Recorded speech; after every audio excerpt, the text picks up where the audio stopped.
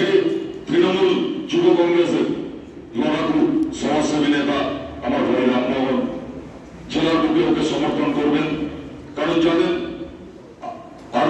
আমার আজকে যারা উপস্থিত এই সভায় আমাদের ধূপগুড়ি গ্রামীণ ব্লকের বর্তমান সভাপতি, প্রাক্তন সভাপতি, বন্ধু প্রদীপ জেলা সম্পাদক সহ আমাদের দলের নির্বাচিত প্রতিনিধি, আমাদের প্রত্যেকটা অঞ্চলের মাদার সভাপতি, আমাদের অঞ্চলের যুব সভাপতি, যুব নেতা, আমাদের গ্রামীণ ব্লক তৃণমূল কংগ্রেসের বর্তমান সভাপতি,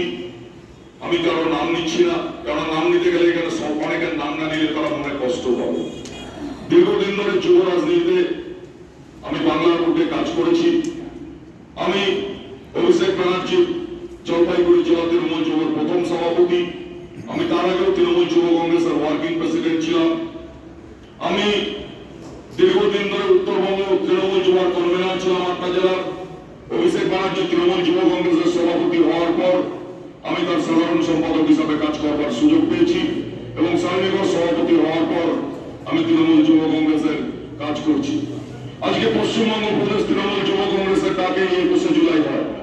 এবং 21শে জুলাই যেদিন হয় সেদিন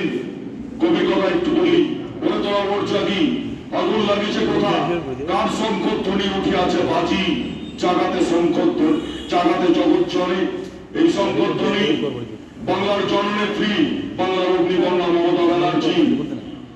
বাংলার সোনার ছেলে রয়্যাল বেঙ্গল টাইগার অভিষেক ব্যানার্জি বাংলার যুবরাজের ডাকে এবং আমাদের যুবনেত্রী রাজ্য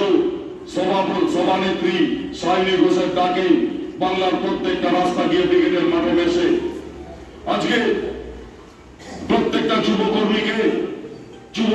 রাজনীতির ইতিহাসটা জানতে হবে। কারণ মনে রাখবেন, হিস্ট্রি রিপিটস ইটসেলফ,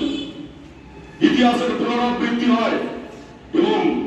যে রাজনীতিকে আপনারা করেন, যে যুব রাজনীতি, তার ইতিহাসটা করতে গেলে পশ্চিমবঙ্গ যুব কংগ্রেসের সভানেত্রী যখন মমতা ব্যানার্জি ছিলেন